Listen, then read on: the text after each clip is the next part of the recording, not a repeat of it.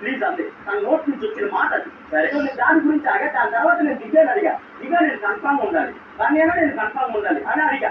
Saranya first కూర్చోగానే దివ్య పేరు దాని తర్వాత నేను వేసాను. అక్కడ క్లియర్ కరెక్ట్గా గ్రూప్ గేమే జరుగుతుంది. ఆ రోజు నిజంగానే నువ్వు నాకు అనిపించింది నీ గేమ్ వదిలేస్తున్నావు. నాకు నేను వదలలేదు, వదిలేస్తున్నాను. కాచి నాకు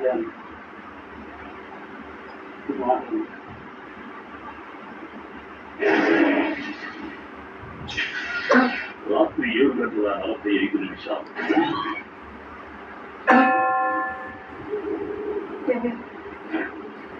థర్డ్ వీక్ నువ్వు వచ్చినప్పటి నుంచి మేము బాగానే ఉన్నాం. నాకైతే నీ సైడ్ నుంచి ఎలాంటి లైక్ అన్కంఫర్టబుల్ కానీ లేకపోతే నీ సైడ్ నుంచి ఎలాంటి ఇది కానీ నాకు ఎప్పుడూ లేదు. బట్ లాస్ట్ 3 weeks నుంచి లైక్ చూసుకుంటే రీజనే లేకుండా లైక్ మా ఇద్దరి మధ్య ఏదో లైక్ డిస్టర్బెన్స్ అనొచ్చు, గొడవ అనొచ్చు. అది ఎందుకు వస్తుందో నాకు తెలియదు. బట్ నాకు కొన్ని విషయాలు క్లారిటీ కావాలి.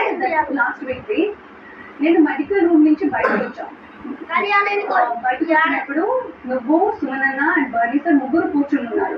నేను బర్నీ సార్ దగ్గరకు వచ్చేసి ఇద్దరికి సేమ్ ప్రాబ్లమ్ అంట, సేమ్ ఆయింట్మెంట్ లైక్ మీరు ఏదైతే చెప్పారో నాకు అదే చెప్పారు అని చెప్పారు. అప్పుడు బర్నీ సార్ ఇమీడియట్ గా ఏమన్నారు, సరే అయితే నేనే పెడతాను, బికాజ్ నాకు అది ఆ టెక్నిక్ తెలుసు ఎలా పెట్టాలో, సో నేనే పెడతాను అని చెప్పారు. గుర్తుందా నీకు?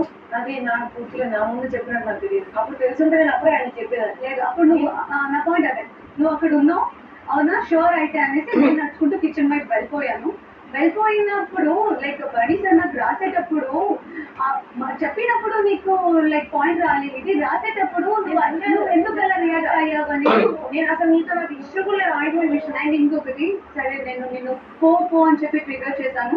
నేను అది అన్నిసారి రిపీట్ చేసేసరికి and I'm really sorry for that. And ఇంకొకటి